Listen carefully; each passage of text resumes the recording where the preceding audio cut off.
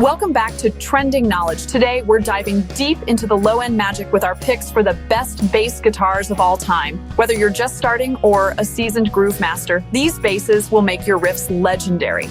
And hey, want to check them out for yourself? The links are in the description. Let's plug in and get started. Kicking things off, the Fender Precision Bass, a true icon. Known for its warm, punchy tone, it's the bass that shaped rock, funk, and soul for decades.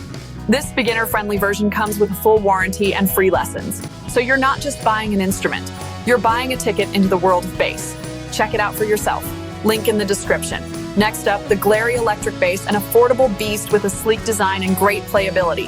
Perfect for beginners, but with enough tone versatility to please any jam session.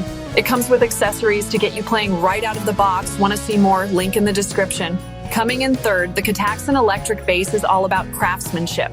With a naturally air-dried fretboard and a clean, modern tone, it's perfect for players who want quality at a reasonable price. Plus, it comes with an amplifier, so you're stage-ready from day one.